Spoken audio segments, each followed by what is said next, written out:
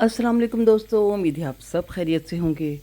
आज मैं बना रही हूँ भरी हुई मिर्चें, मसाले से भरी हुई मिर्चें, बहुत मज़ेदार, चटपटी, चटखारेदार और जो बन जाएंगी बहुत ही जल्दी।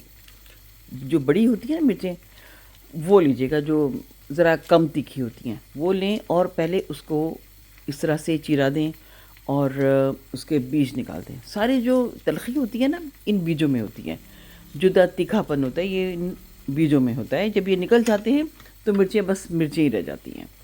तो हम सब नहीं, मैं इन सब मिर्चों को पहले बीजों से खाली करूँगी और उसके बाद में क्या करना है वो मैं आपको बताती हूँ। पहले ज़रा बीजों को मतलब मिर्चों को साफ़ कर लूँ, बीज फ्री कर लूँ।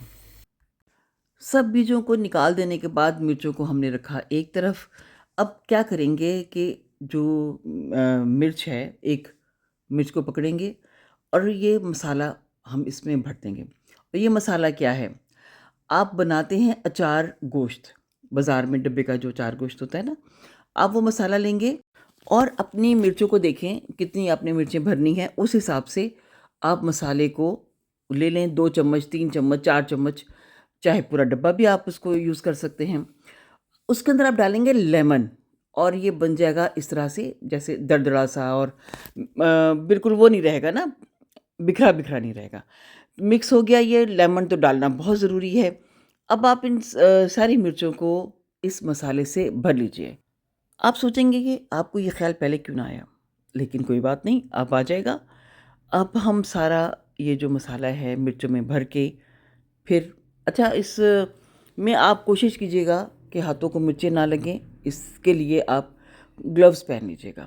अगर आपको ऐसा लगता है कि मिर्चें ज़्यादा हैं और मसाला कम है, तो आप मसाला और बना सकते हैं। ये सारी मिर्चें भर ली गई हैं और खाने के 2 चम्मच मसाला मैंने डब्बे से निकाला है और इसे मैं डाल रही हूँ दही में। दही में हम इसे अच्छी तरह से मिक्स करेंगे। ये दही मेरे पास ये है, 1 पाव के करीब दही है। क्योंकि हम और कोई मसाला, कोई नमक, कुछ भी नहीं डाल रहे। आप देख लीजिएगा, नमक आपको कम लग सकता है लेकिन होता नहीं है आमतौर पे। तो पूरा पूरा ही डब्बे में जो मसाला डालते हैं ना, उसके बाद क्या रह जाता है? कुछ भी नहीं।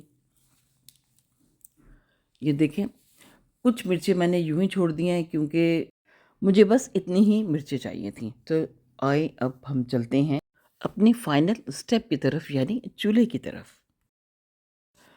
चूल्हे पे रखेंगे हम फ्राई पैन या कढ़ाई या भगोना, रखें जो आपका दिल चाहे। 2 से 3 खाने के चम्मच ऑयल डालेंगे और एक बड़ा टमाटर या फिर 2 दरमियानी साइज़ के टमाटर बारीक काट के आप ऑयल में डालें और इसे भून लें। अब भूनने के लिए थोड़ा-सा पानी डालना चाहें तो आप पानी भी डाल सकते हैं, लेकिन इतनी को ख़ास ज़रूरत नहीं होती क्योंकि हमने अब इसमें डालना है दही। दही जो था, आपको मैंने दिखाया था, वो सारा हम इसमें डाल देंगे और फिर उसके बाद हम चम्मच चलाएँगे। चम्मच चलाना तो बहुत ज़रूरी है, वरना ये जो खाने-पीने की चीज़ें होती हैं वो लग जाती हैं। दही की प्याली में थोड़ा-सा पानी डाला, उसे हिलाया-जुलाया और फ्राई पैन में डाल दिया ताकि वो भी हमारे मसाले का हिस्सा बन जाए। 2 से 3 मिनट पकाने के बाद वो तमाम हरी मिर्चें जो मसाला भर के रखी थी, वो इस दही और टमाटर में डाल देंगे।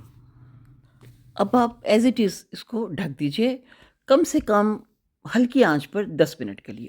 10 मिनट के बाद आपको गाना याद आएगा, नकाब जब उठाया शबाब रंग लाया।